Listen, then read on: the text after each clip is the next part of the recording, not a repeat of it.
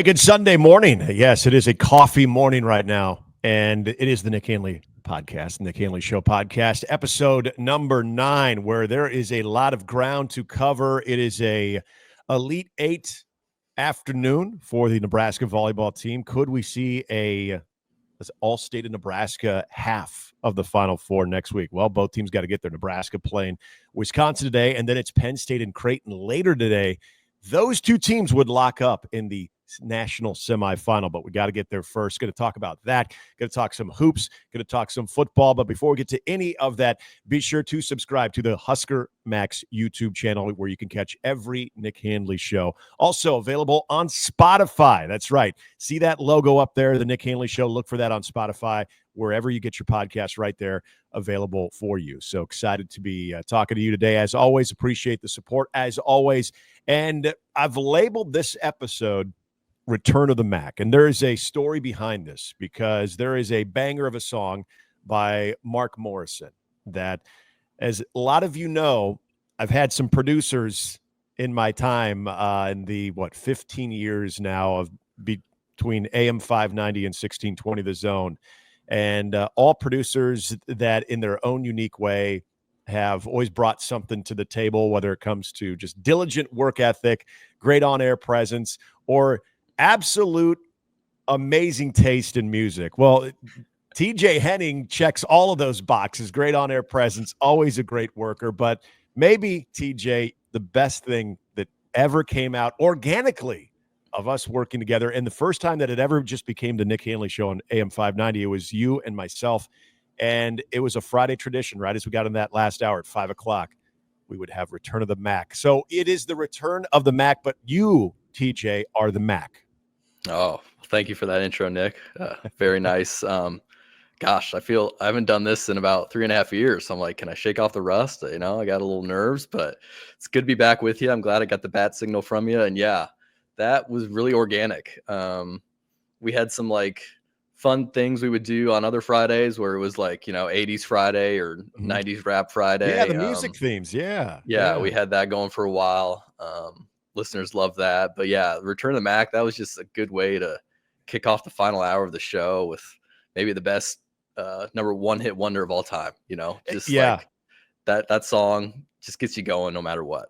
If anybody could tell me what Mark Morrison has ever produced outside of Return of the Mac that any of us have heard. I mean, I'm sure there are some sickos out there that are just diehard Mark Morrison fans, and they could say, you know what? Oh, you guys are way off. He produced this and this and this and this came out. But as far as a single, one that, hell, we even saw on Burger King commercials. I think, in fact, I saw it on a commercial just this last year. So, it's aged very well. One-hit wonders, you know what? Don't feel so bad for them, because they're still cashing the royalties of those hits that they have. Even Chubbawamba somewhere probably is with Tub Thumping. It's good to see. It's good to talk to you, though, man. Man. You and I, we still text. We still get a chance to see each other. We've seen each other's families grow. A lot has happened. I was at your wedding not that long ago too, and I know exciting news with your family as well, which I'm not gonna announce that. That's up to you. But it's fun to be able to do this again, because it is. When was it? Was it right around COVID? Is that when our time ended together? May 2021. Okay, May 2021. So, that's right. And a year over after COVID started. Yeah. I left around my birthday, and I can just tell the audience I took that producer job with the University of Nebraska. They brought the sports radio thing in-house. Just wasn't a good fit, and decided to leave after 6 weeks. So now I've been working for a company called Apace. They help adults with intellectual and developmental disabilities, and I've been doing that the last 3.5 years almost. Really enjoying it. Felt like God was calling me to do something that gave back more in my profession. And I was with an individual mostly 5 days of the week, helping him out. But now I took a promotion there in the last 4 months. So now more administrative cubicle style. So it's kind of been a work shock to go to the office every day, get a little cabin fever in there sometimes. It's not like radio where I can go to my other cubicle or go to the producer area and like switch things up. But or Arby's. Yeah, it's good. I got some good sense in Popeyes close to me, so that's where I've been hitting up a lot. But yeah, back with you, I frequented what was it, Arby's, Burger King a lot. So yeah, Runza every now and then too. Raising Cane's was close. I'm actually Subway. bummed that you didn't make the jump over this. As you mentioned, you were already with Husker Radio for a little bit before you just decided to work a 9 to 5. When the offices over at, I guess it was Summit Media, we started out as Journal Broadcast and then Scripps, then Summit. The Exarban Village location that they still have there is fantastic. It's a cool studio. It's a cool setup. It's a lot downsized than the unnecessary space that we had in the KMTV building. But as far as all of the places, TJ, within walking distance, now they weren't your run of the mill fast food places. You'd have nice Juice Stop. Yeah. You'd have DJs. You had, now Beacon Hill, like more sit down stuff. Yes, a lot of sit down stuff. There is a Godfather's there, and it's something about. But it's not Columbus producers. No, it's not the Columbus Godfathers. Thank you for saying that too. But it's still it would suffice. Now, something about you producers. Now, Austin Orman, he was the producer that made it over there. He was also into He would bring in a lot of leftovers, but the dude loved himself some Godfathers. And then there was I'm blanking on the Chinese restaurant there, but he would always get the chicken fried rice over there too. Something about you guys, just because you don't really have an hour to sit down and to have a dedicated lunch. You're eating while you're producing. You're eating while you're grabbing audio files. You're eating while you're show prepping. Yeah. So I always appreciated that. But man, for a guy, and for people who don't know, TJ's a runner. TJ's in good shape. I would watch the stuff that you would shovel down regularly and wonder, man, at what point is this going to catch up to you, TJ? Because my gosh, people like me, we can't eat that type of food every day and still look trim. So good on you. Well, but I'm glad you're keeping that tradition going. Well, I appreciate that. But you as a runner know, like, if you want to stay slim, you got to go run. Like, that's true. Like, it's debits equal credits. Like, if I keep eating more than I work out, then bad things are going to happen. And yeah, thankfully I've been blessed by the good metabolism gods to have a good metabolism. But yeah, things are starting to catch up to me a little bit. I do need to eat healthier. But man, yeah, I do love my fast food.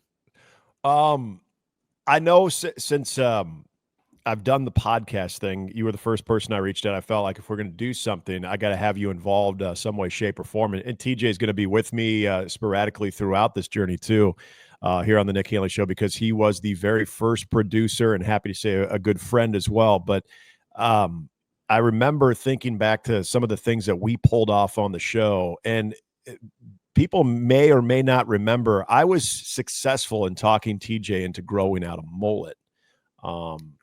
People know me. I'm not a huge bit guy, but that was one of the bits we did. And I don't even know how we decided to do it. I think we were bored during COVID. I think that's what it was. We were bored during COVID. And then you said, yeah, you know what? Why not? Because you already started growing the hair out a little bit. Then you shaved the sides, and away we went. So I don't know. Can we talk you into doing something again? Well, I feel like the opposite of a mullet would be to go to nothing. So I don't know if I'm ready to go there. Oh, I already got that covered. Yeah. We don't need two. We don't need two bald head guys.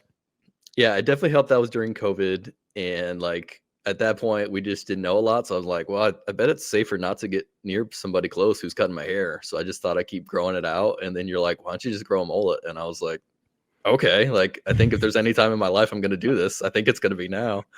And yeah, thankfully, my girlfriend at the time was okay with it too. She knew it was a bit as well. Mm-hmm. And we were also doing long distance, so that I think it was good. She didn't have to see that every day. Yeah. But one day, I think I came out of the shower and I looked at the monstrosity that had become on the back of my head, and I was like, I think it's time to go. This is it's looking a little rat tailish, and I think we need to get this thing out of here.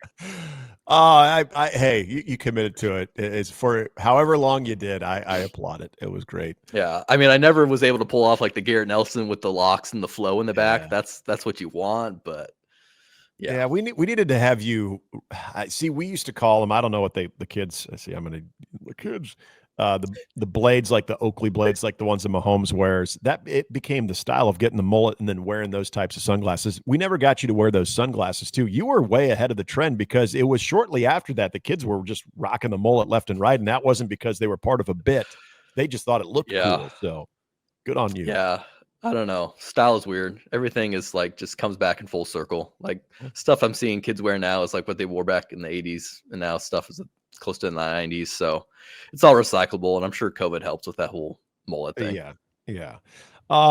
We got some catching up to do on a lot of different fronts when it comes to Husker athletics, and you obviously being a Norris guy, but also going to UNL, and you've got some family history with the athletic department as well.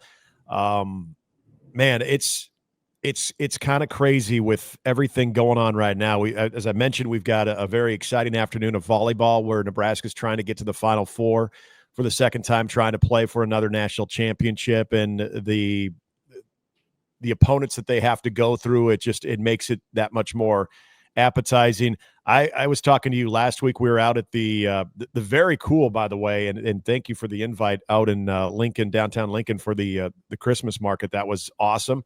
But I was telling you, like, holy cow, what the hell happened to hoops against Michigan State? And like, okay, maybe we need to pump the brakes a little bit. Then what they do on Friday night against Indiana, a team that a lot of people, Andy Katz, had as one of the top 5 teams in the Big Ten. Nebraska punks them. So we got to talk hoops, which I know that is a passion of yours too. But man, a lot has happened in football.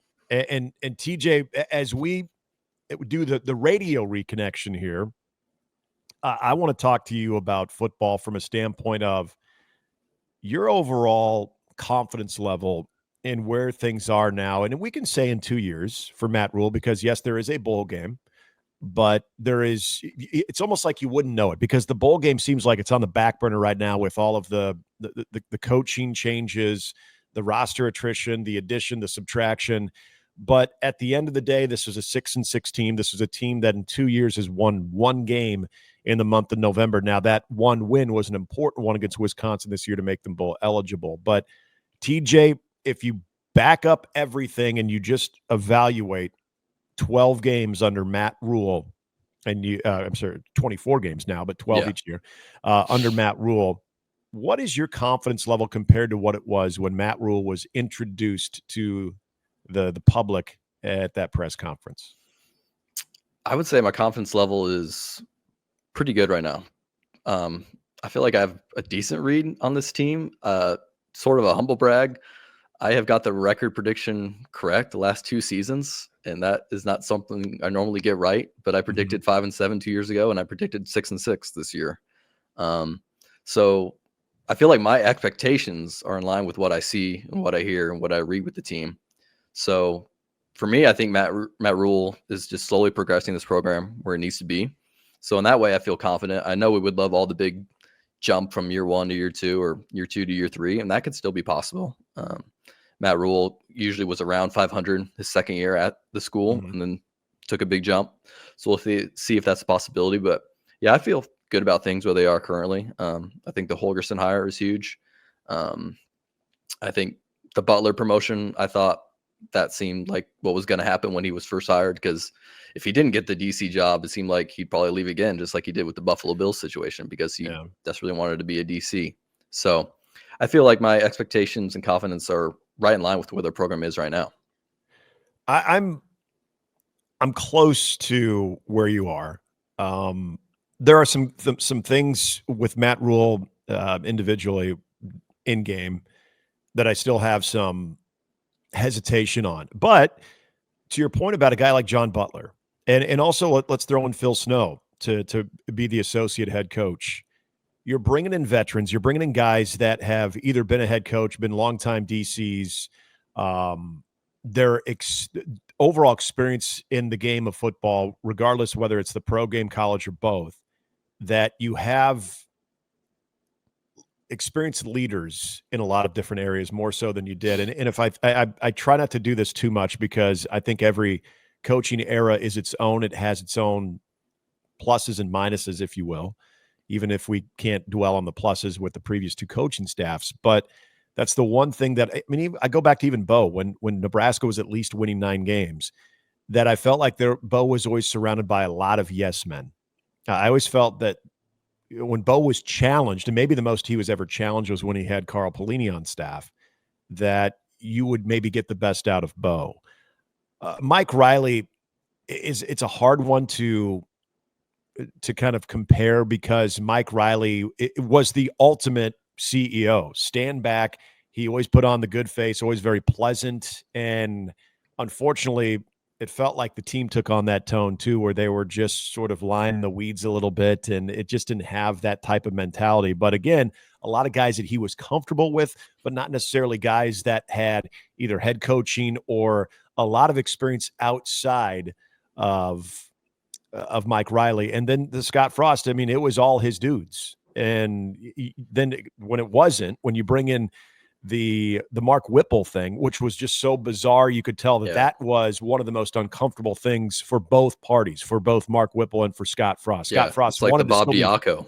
Yes, absolutely. And exactly. And then when Bob Diaco comes in for Mike Riley, that staff for Mark Banker, it didn't always jive. And those always seemed like they were major last-ditch efforts. And I'm glad you brought the Diaco thing too, because those are two examples, Mark Whipple and Bob Diaco, of, in my opinion, last-ditch efforts of just trying to, hey, I got to throw something at the wall and hope it sticks because I don't have another year. Matt Rhule, regardless of what happens in the bowl game, is not going into year 3 of, better win, otherwise he's gone. That's not happening. And that shouldn't. It absolutely should not. This should not be a prove-it year. You can't keep doing this if you're Nebraska football. You can't keep going through that cycle of interchanging coaches in and out and expect to finally get something and sustain it.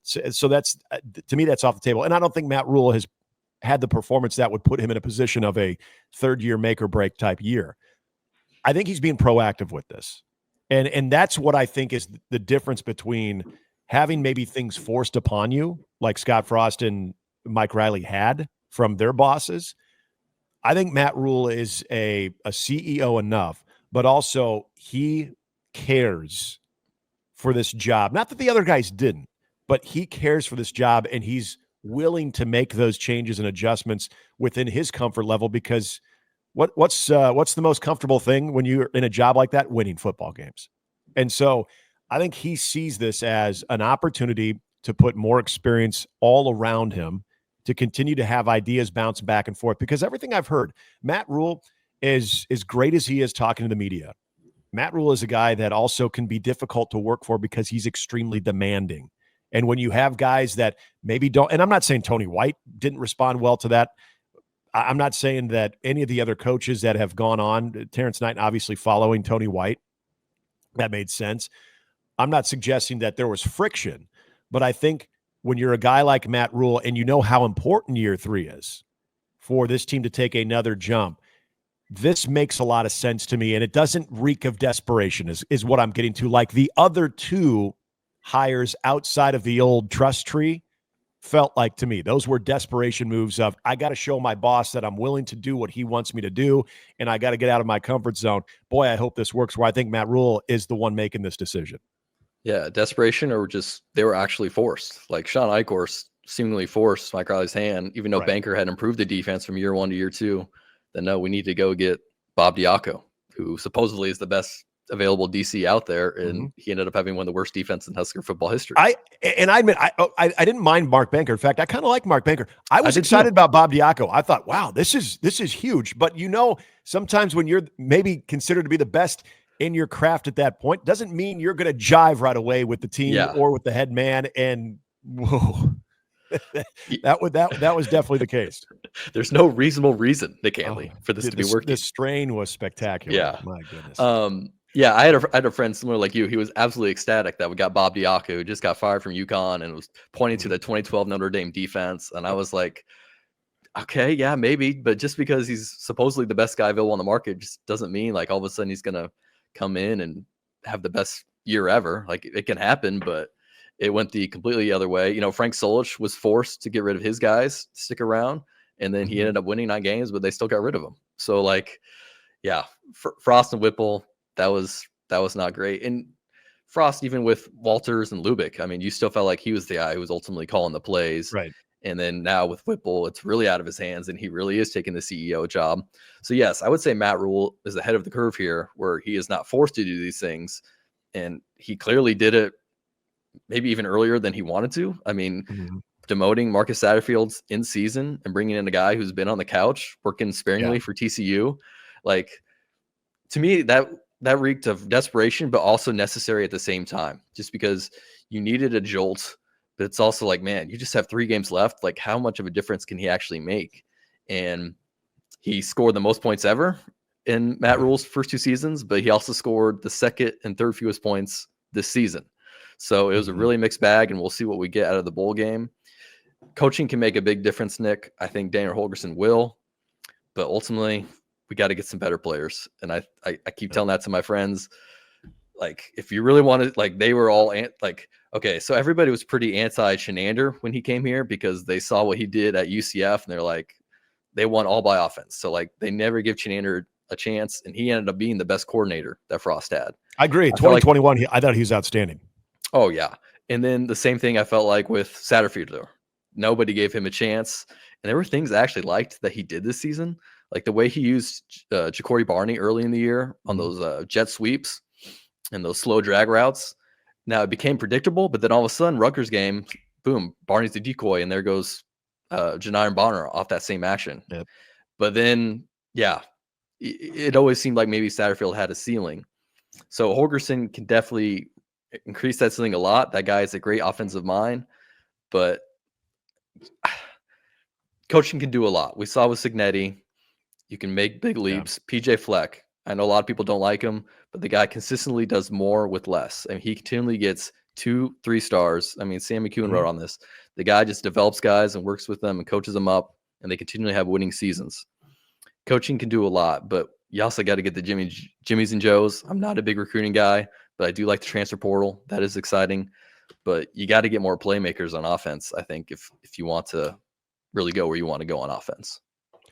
The coaching part that you bring up, and I think of what Dana Holgorsen did in the 3 games. It just seemed things were simplified, and from what we've heard, things were simplified, and that's his approach. And I always find it interesting when people have that connection of him coming from the air raid offense and having that air raid approach and being off of the Mike Leach coaching tree, that you're going to have this huge playbook. It's going to be the big Denny's menu. When, if you look at Mike Leach, when he was coaching, he had the cue card. Everybody off his coaching tree, Dana Holgorsen included, always had the cue card. Yeah. So they identify things they know that can work, and then they have variations. They have one-offs off of those plays, off of those core plays. And that's the one thing when I think of this offense under Marcus Satterfield that has not worked, is there's never one thing that I could look at this offense and say, boy, they do this really well. This is what they need to lean off. It's 3rd down and 4. This is what they need to run, because we've seen it work so many times. I've never seen that. I've never seen that play, that identity of this offense. And I think, I'm not saying that you saw that in 3 games under Dana Holgorsen, but I will make this, I don't even think it's a bold prediction.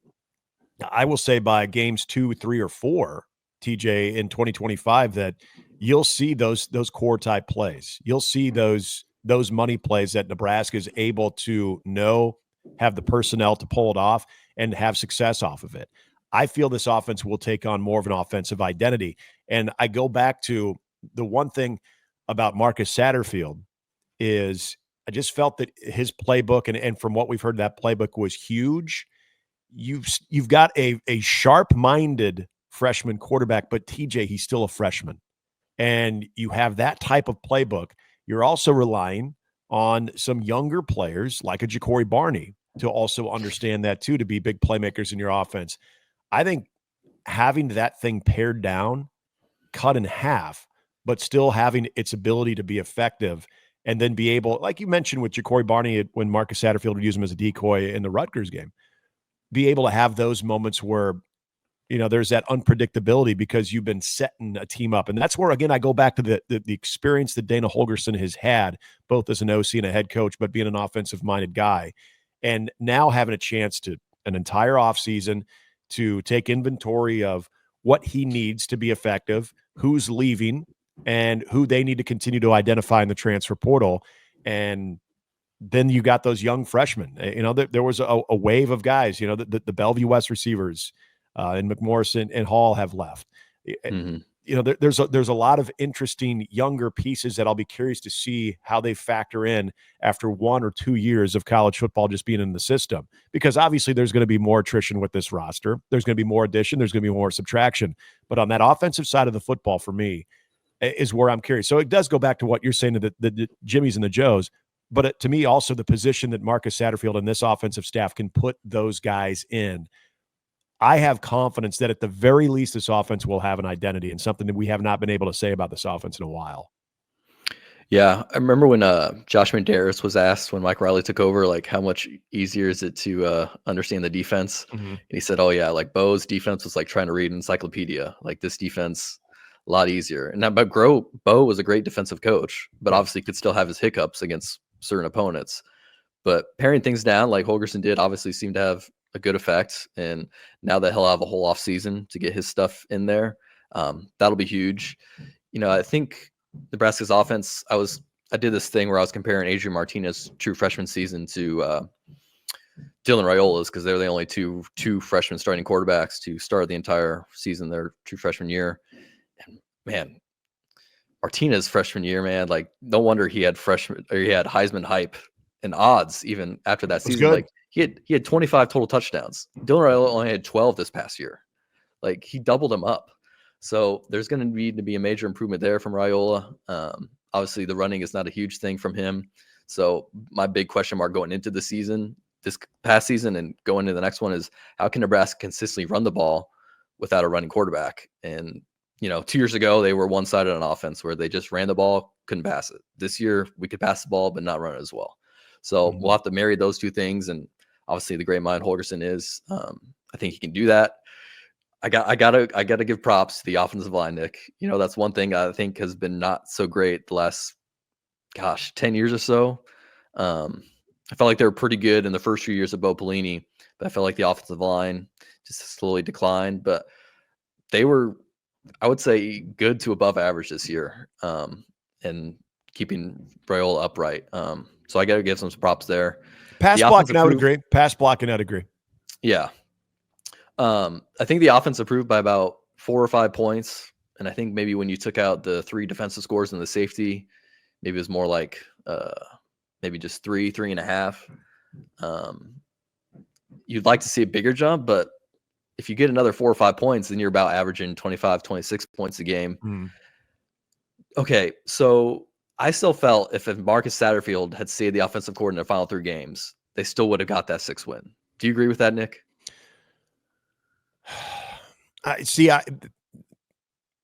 No, because I did not think Nebraska would be bowl eligible after the UCLA. But you were an 8-4 guy, though. I was an 8-4 guy. After the UCLA game, which I thought was a pivotal game. Now, I want to go all the way back to the Indiana game for a second. Okay. So I was bringing this up when I was at 1620, the Friday before that game, and I said this game I think it got enormous implications of how the rest of the season is going to be. It's got an enormous impact on what the true ceiling in year 2 for Matt Rhule will be. And my thing was, I still didn't feel like this program from a mental state had turned that corner. And they were 5-1 at the time, if you remember. But it wasn't this overwhelming, wow, this team looks a lot different at 5-1. The schedule helped. There was that night in Lincoln against Colorado, okay? That was a blast. But other than that, everything looked very similar, even in those wins, where there were some good things, but there were still some things that seemed very familiar of the, wait, what's happening here? So, and we didn't know everything about Indiana. Both teams are coming off that bye week. A lot of the conversation was, how truly good is Indiana? As opposed to, okay, can Nebraska win a big-time game? Remember, big noon there, or big noon kickoff, and this was the all eyeballs on Indiana. Can they, are they really that good? And Indiana is a great football team. They really are. I'm not even going to say, I know a lot of people want to poo-poo their record because of their schedule. That's a good football team. Great football team, in my opinion. But I remember saying that if Nebraska doesn't show out in that game, I'm concerned about them, because it's games and moments like this are why a lot of those seniors, like the Ty Robinsons and the Nashes and Bullocks, came back. And if you have the same results of those types of games, I feel that has a cumulative effect. And it starts with those seniors that have been there far too often, where they have stubbed their toe in those types of opportunities to take a major step. And then that could trickle down to some of the younger guys that don't know that woe is me feeling, but all of a sudden are kind of feeling it. They not only they lose that game, TJ, they get smoked.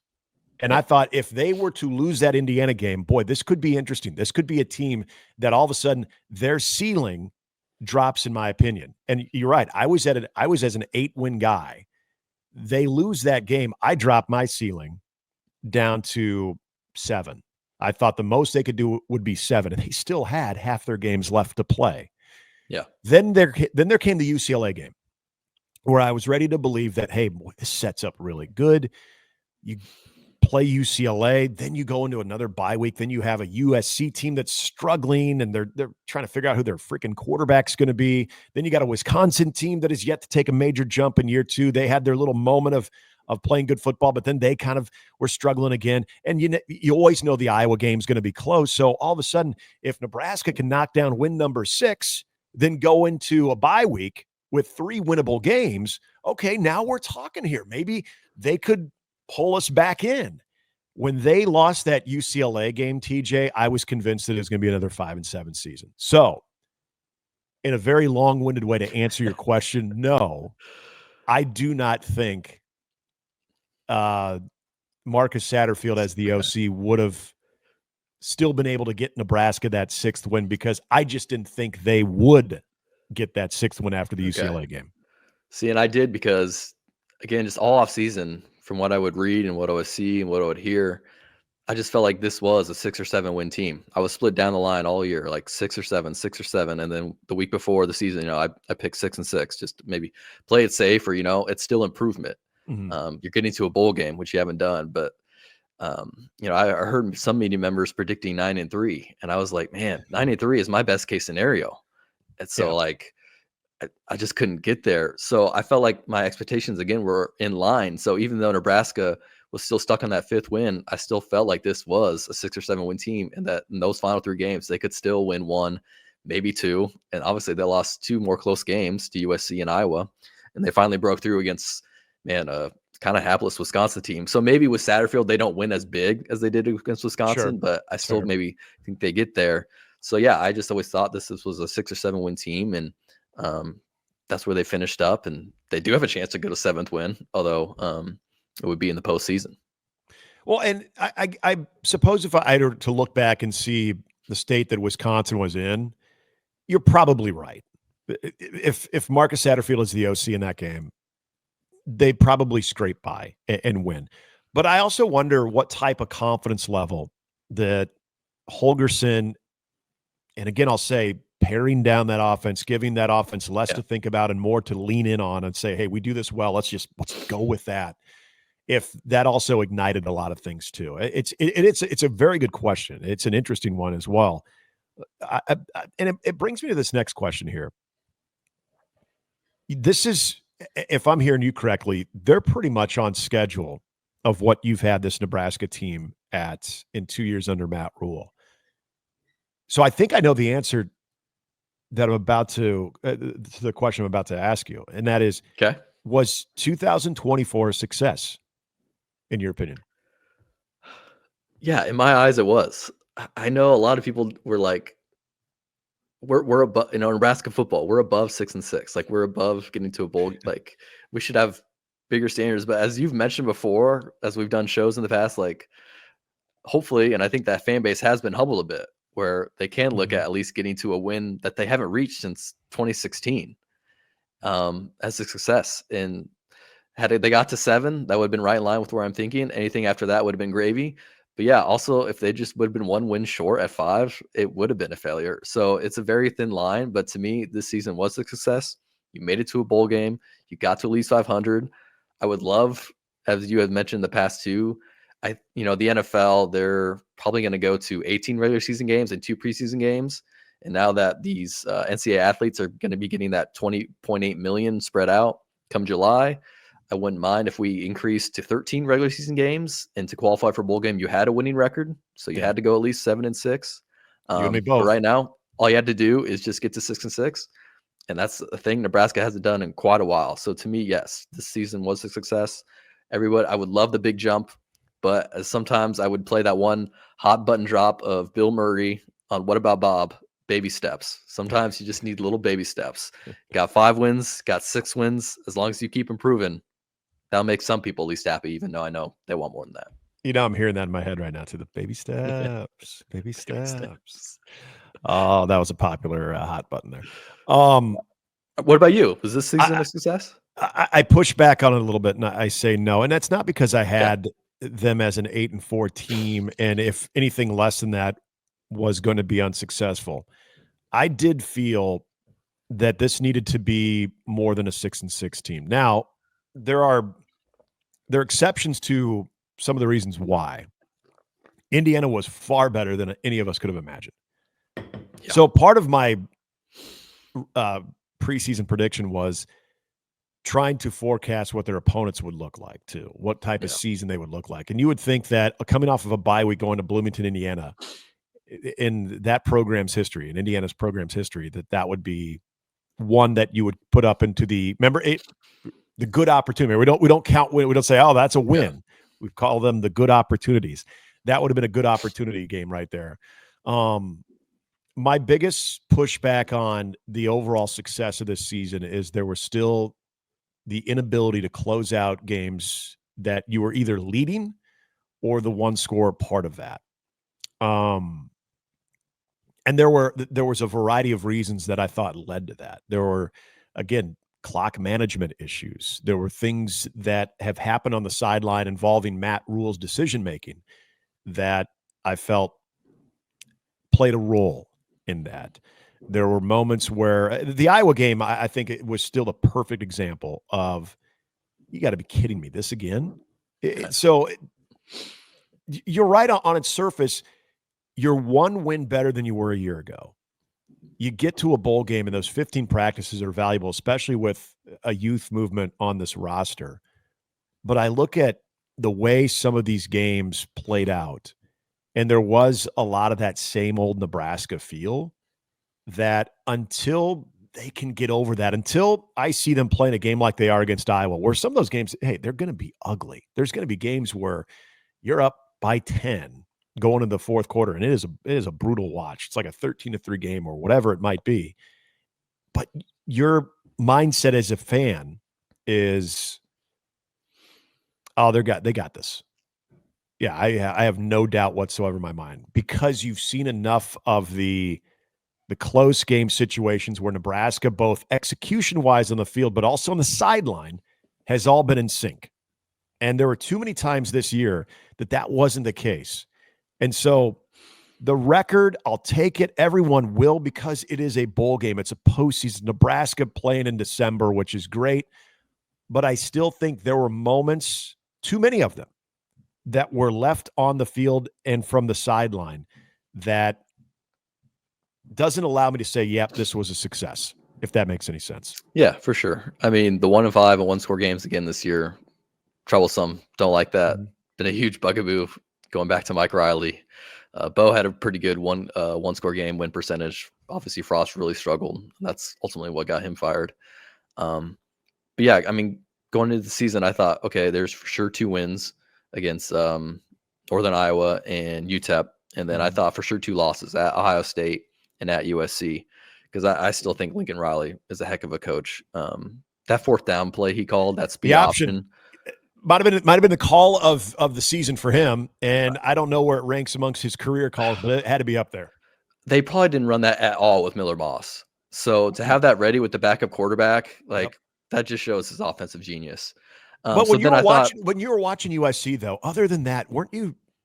And I want to put words in your mouth. I'm watching USC, and I'm just thinking that still is it's a sideways operation right now. Like USC, from a talent standpoint, you're seeing them like, damn, okay, they're better than Nebraska from a talent standpoint. But I'm watching I'm going to be fair. If I'm criticizing Nebraska's operation at times on the sideline, well, USC also looked like they had some dysfunction there too. Yeah, I mean, they went from absolutely horrendous on defense to average, so that helped them out a bit. But offensively, they went down. And I didn't think Miller Moss was that bad to get benched.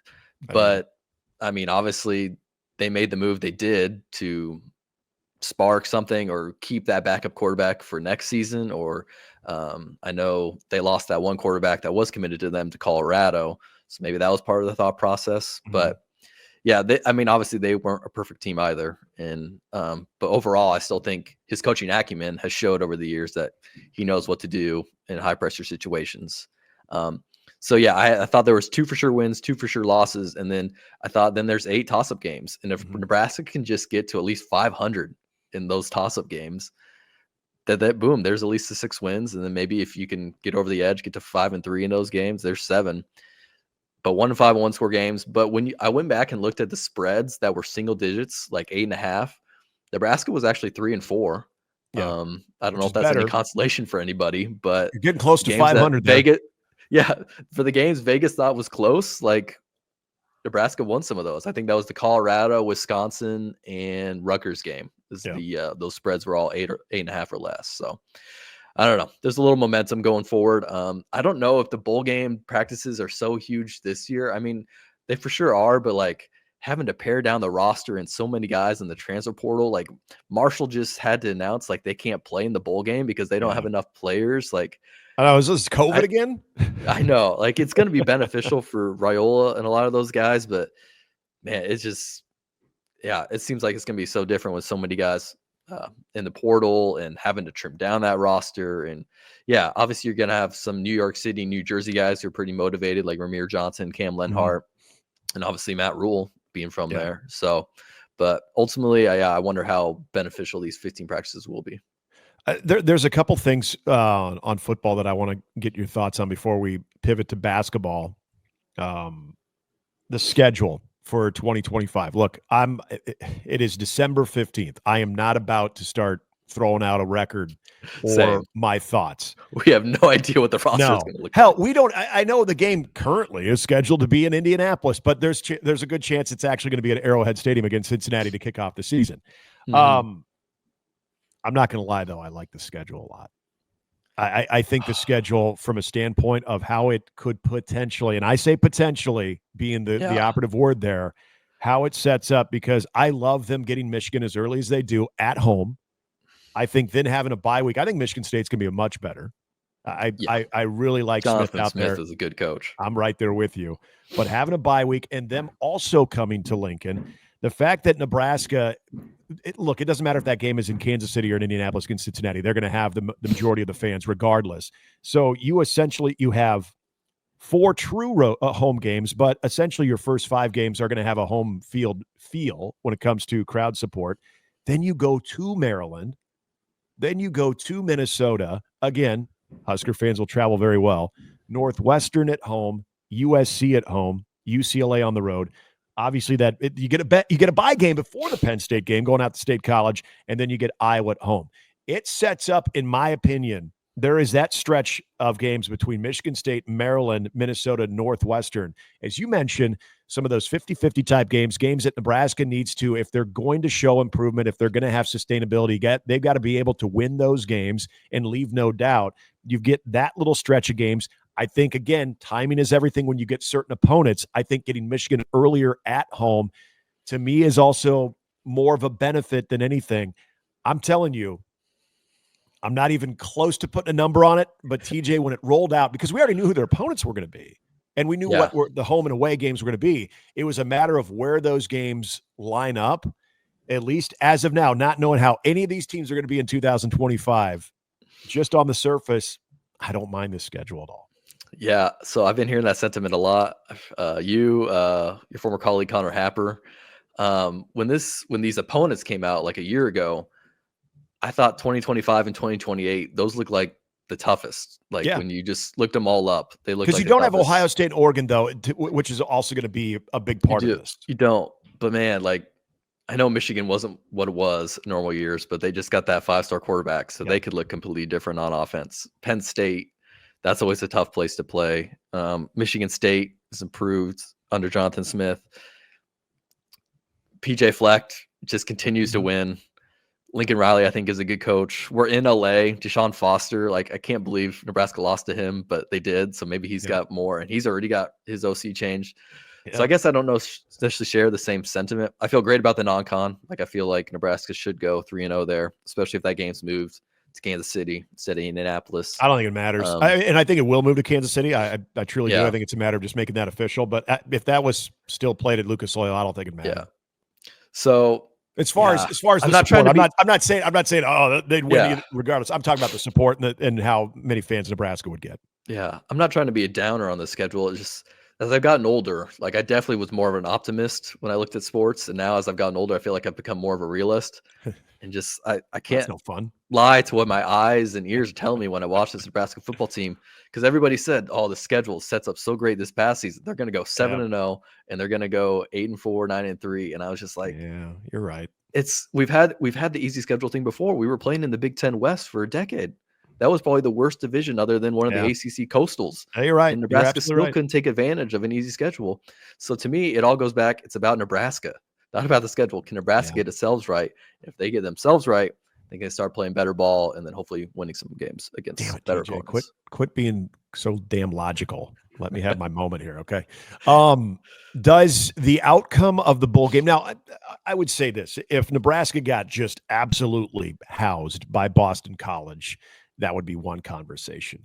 But if Nebraska wins or loses a close game, or if they were to put up a hurting on Boston College, does that change your outlook at all going into the offseason? Maybe the better question is, TJ, what does this game, the Pinstripe Bowl on the 28th of December against Boston College, against Bill O'Brien, and a team that runs the ball, a very Big Ten-esque type team, what does this bowl game do to you about either A, how you felt about the 2024 season, or how you go into 2025? Yeah, to me, Nick, this bowl game is mostly just a reward for the guys who have stuck this out, for who have had so many losing seasons. I mean, the 6th-year guys, the 5th-year guys who just haven't even been 500. I mean, you hear Matt Rhule say he's going to fly out seniors from last year's team to be a part of this thing. Yeah. Like, to me, this game is a reward for those players who have stuck this out and wanted to come back and get Nebraska in the right direction. Win or lose, I don't think it has a huge effect on what's going on. Obviously, winning helps. It helps all the time. It helps recruiting. But ultimately, to me, this is a reward for the players who stuck it out and were able to get to 500. And, just go out and ball. Like, I know you want to see development from young guys, but I wouldn't mind seeing Ramir Johnson get a lot of the carries for a guy who stuck this out for 6 years and he's in his hometown area. If he got more carries than Emmett Johnson, like, I think that would be great in this game. Emmett Johnson and then now Keona Davis coming back. Exciting, knowing that Nebraska is able to get those two guys back, especially the way Emmett was running at the end and maybe what Dana Holgerson sees in him. My last question on football here. Did you find yourself going back on some Williams I always say his name wrong. James Williams? Williams Winery, the 5-star, Mizzou plus rush end, who is now 5-star plus. By the way, that's like when you get you get like a 4.2 GPA, not just a 4.0. Did you find yourself going back on some of the recruiting film and say, "Hey, this is what's coming"? Okay, because he did play in 4 games at Mizzou, used very little, but he did have a sack. Yeah. Boy, it's a long body. I'm fascinated, but I'm going to pump the brakes. But I got to admit, I did go back on some of his recruiting film. Yeah. You like what you saw, Nick? Yeah, he could be something. He could be something. Oh, man. When are we getting – when's Nebraska get the first 6-star? Could be. Forget the 5-star plus. We need a 6-star. Yeah. Are we close to having 6 stars? It's exciting. The portal gets I like more because at least they've been in college and you can see a little film. Like, high school stuff, man, blowing these kids' egos up. Like I Well, personally don't the love competition it, too, what they're going up against. I mean, they're men amongst boys in a lot of those instances, so it is hard to take a lot from that. And you get more stars if you go to the specific rivals camp. If you go to this camp, like if you pay your way, they're like, oh, we'll bump you up a half star. And it's like, really, that's how that works. Like, it's not just based on how good they are. It's like, if they go to this camp, like, so yeah, the whole recruiting thing, I don't love, but anytime you get a player of that caliber though, like that is exciting. Like our group text with my college buddies was blowing up after you get something like that. So obviously hopefully he can have an impact like a Randy Gregory or something like that. That's obviously high standards, but yeah, it is exciting, and we'll continue to see who we get back. Love that Emmett Johnson came back. Yep. The running back by committee thing, hopefully that can go away, and we can have one guy who can really take it over, and hopefully that guy is Emmett. But yeah, it was good to see him come back. When they said they had a Missouri transfer, I was hoping that it was Quan Lacey, but that's just me to your running back part there. Okay, you are, as for people know, TJ, huge hoop head. I honestly I was so mixed. I'm so mixed on this team right now because they go into Omaha, they rock Creighton, they play in the mud with Creighton, and it was a thing of beauty. What they did to Ryan Kolkbrenner was a thing of beauty. And remember, this is when Creighton was relatively healthy, as opposed to now being without a key part of that team. This is a Creighton team that knocked off the then #1 Kansas Jayhawks too, and did so convincingly. Then Nebraska goes out to East Lansing, and Michigan State is damn good. But they go out to East Lansing, and they just get their doors blown off. And then, I don't know where you were, TJ, then we're kind of wondering, all right, maybe the honeymoon a little bit is over. Then all of a sudden, they take it to a good Indiana team, an Indiana team that, I mean, talk about pressure and a coach in the hot seat. Mike Woodson needs this season to click, and he made some nice additions to that team. Boy, Nebraska, I mean, it looked elementary at times for Bryce Williams. I mean, what they were able to do in that game, and what Bryce Williams has now put himself at that level of some of the better players in the Big Ten. It's hard not to fully embrace this team. And I use that word team, TJ, as much turnover as Fred Hoiberg has, and it's by design, year in and year out. It seems like you go all the way back to that. Yep. You go back to the Greasel team. He's putting a lot more emphasis on how it's going to work both on and off the court, chemistry-wise. And I feel like that was a major turning point for Fred at Nebraska. Getting guys, yes, new guys, but guys that he knows will work well together and in that locker room. And I think you're starting to see this group like that. Yeah, like when you get blown out like you did with the Indiana football game, like, and you only have 12 games and those are just precious, you only get 12 of them out of 365 days a year. It can feel really bad. Can feel the same way a bit in college basketball, but that's 1 out of 32. And there's a lot more chances for you to have a bad night like that. And yeah, that East Lansing game, that did feel like Fred Hoiberg 1 through 3, the first 3 years. But unfortunately those things can still happen. But yeah, overall, I really like this team. I thought going into it, they'd be 18, 19, or 20 wins around there. It's kind of where I had them pegged. And getting that Indiana win was huge because that got them back on track for that. I think this team will likely go 10-1 in the non-con like they did last year. Obviously, winning 3 out of 4 games in Hawaii upcoming, not always easy to win that amount of games in that few days. But Nebraska should hopefully win that one, then finish out Southern, and then get ready to go back in conference play. And yeah, I really like the additions they made this offseason. I know people were worried about losing like Jamarcus Lawrence or CJ Wilcher. And I get that. And people get attached to players. I feel like this excitement around the transfer portal, it's two-sided, right? It's a two-way street. You lose players, you gain players. I know Husker football is a little more new to this, but like 10 years ago, this was common for Tim Miles. Like his best players were transfers. And so same thing for Fred Hoiberg. Bryce Williams might be the more efficient Terran Petaway and James Palmer with the way he's shooting above 90% from the free throw line, above 40% from the 3-point line. He is looking like a beast out there right now. And then you got the veteran savvy Juwan Gary, probably my favorite player on the team, like just does it all. He's a dog. And then if his 3 ball's going with what he's already doing, he's a dangerous player.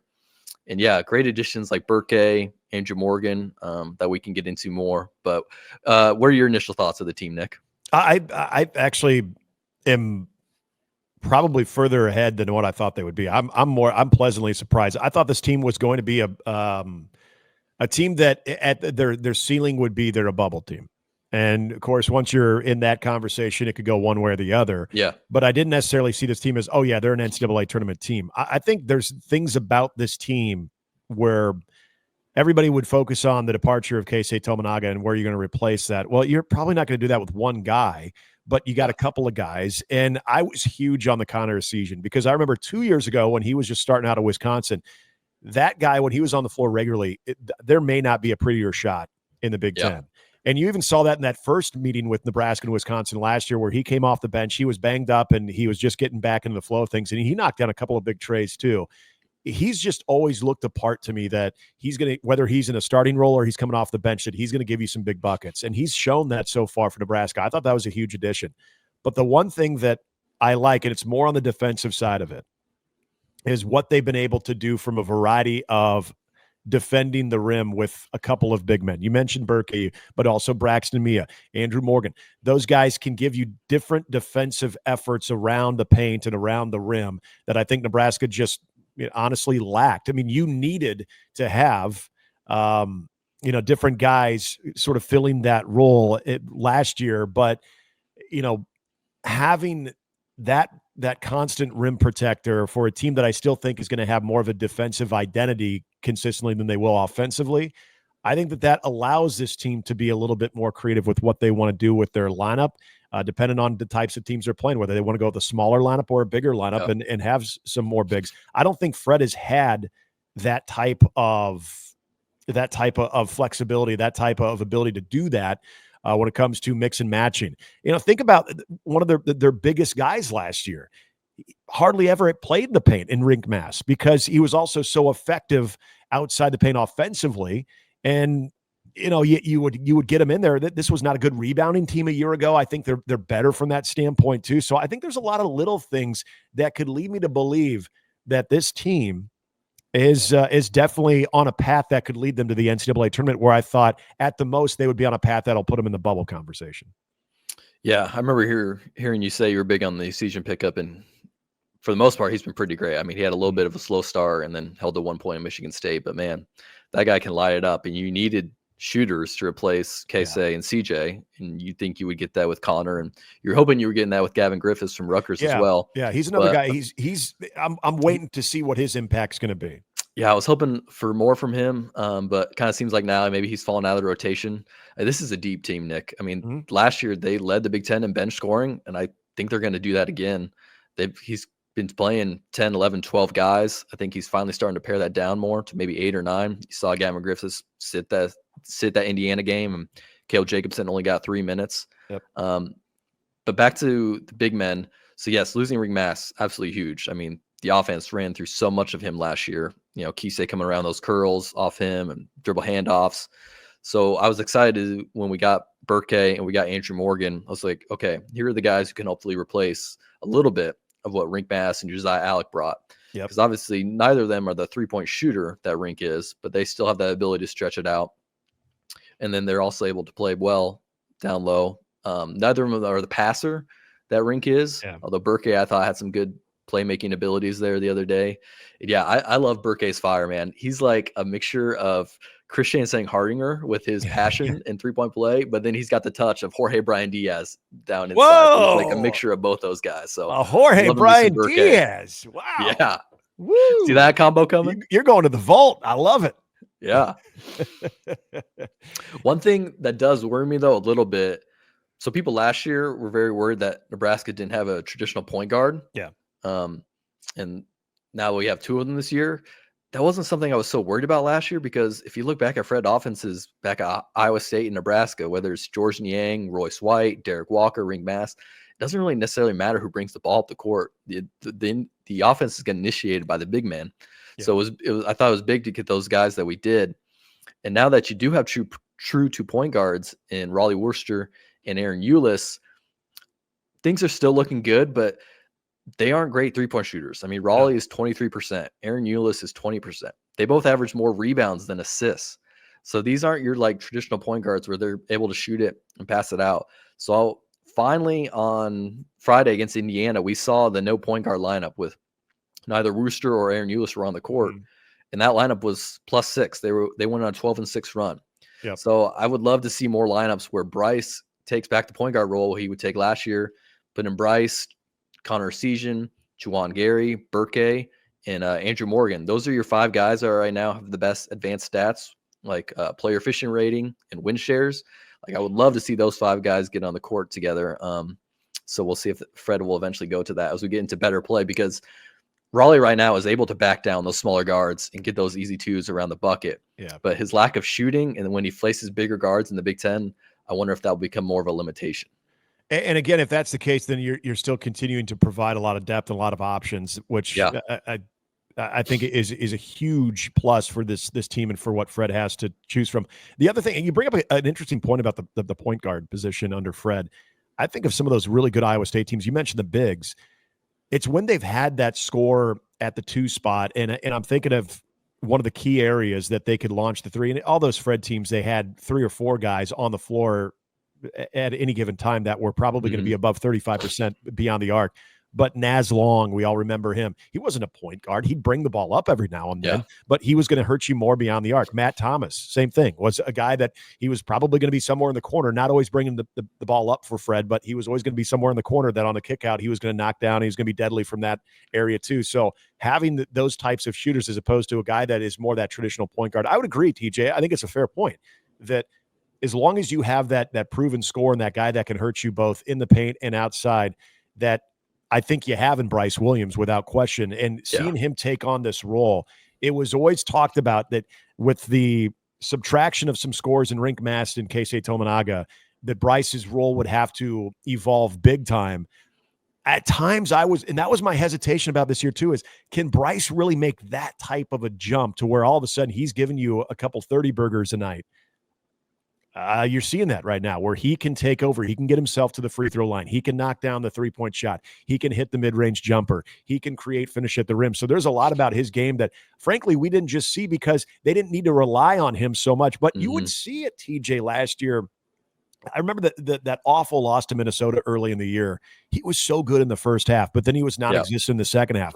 For me, it was always, can Bryce Williams give you the 40 minutes of that type of offensive presence that he would give you glimpses of a year ago, and the way he finished the season last year too on a high note?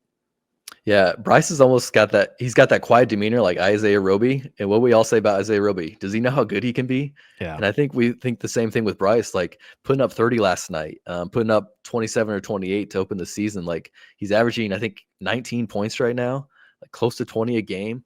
Like this is a guy who I think quietly is self-confident, but just outwardly isn't that way. But man, he's the guy who can fill it up, and he's going to need to for this team as we get more and more into Big Ten play. I thought the Big Ten might be a little more down this year from what they were losing. They definitely aren't top heavy like other leagues. And gosh, the SEC basketball is on another level right now. But like top to bottom depth, there might not be a better conference. Like I remember seeing a preview of like each like win total for each Big Ten team, and like the highest was 12 and the lowest was 8. So I mean, it was just incredibly tight top to bottom in this league, and Nebraska's gonna be able to bring it every night, and they're gonna have to protect home court. I don't know if they'll go 10-0 in the Big Ten like they did last year. That was an incredible run, but great start the other night by pulling away from. It was a close game against Indiana, but yet Nebraska missed 9 free throws, had 14 turnovers, and gave up 15 offensive rebounds, and still won by 17. They're like, whoa, that could have been even more. They could have won by 37 instead of losing by 37. Yeah, that's a recipe for disaster most nights, but something about them. Keep an eye on them. TJ, this was fun. We will do this periodically, my man. Enjoy the rest of your Sunday. Do you got Nebraska in the Final Four? Are they going to be at the Yum Center this week on Thursday? Yeah, Nebraska is winning again today. That program is Final Four bust, man. Like they have the best players. They got the best NIL. They got the best facilities, and they've already swept Wisconsin. Yeah, best fans, and they've already swept Wisconsin twice. So I don't see why that's changing. Nebraska's going to the Final Four for sure. What do you think? And I do. The question is, will they be playing Creighton or Penn State? And I am a big KBB fan. Kirsten Bernthal Booth and that team. I'm gonna take even though it is in the enemy's den. I'm gonna take Creighton to win. So Creighton in Nebraska, the half of the Final Four will be represented by the state of Nebraska, that volleyball state. How about it? That'd be quite the story. I'll go Penn State. But I think that could go either way. But yeah, that would be quite the storyline. That'll be good stuff. TJ, enjoy the rest of your Sunday. I appreciate it. Always great to talk to you, and we'll do it again next week, my man. All right, that was great, Nick. Thanks so much. Don't forget to subscribe to Husker Max on the YouTube channel. You can also catch the Nick Handley Show on Spotify. And if you want to stay up to date on episodes as well, you just follow me on X, Twitter. It's still Twitter. Come on. At Nick Handley, OMA. All right, coming up, really excited about this week's lineup. Going to be talking to a guy that has just signed a contract to play for one of the best entertainment sports things going with the Savannah Bananas. I won't say the name, but if you've been following the news, you know who I will be talking to this week. Also, how about a former Husker, former Maverick, former Jaguar, former Chicago Bear, now a country music artist? He might just be stopping by this week. It's all the Nick Handley Show. Yes, it is, my friend. That's what we call in the business a tease. So be sure to check all of these out. Looking forward to another week of the Nick Handley Show. Until then, thank you so much for supporting. Thank you so much for listening and for watching. For TJ, I'm Nick. We'll talk to you soon. It's the Nick Handley Show.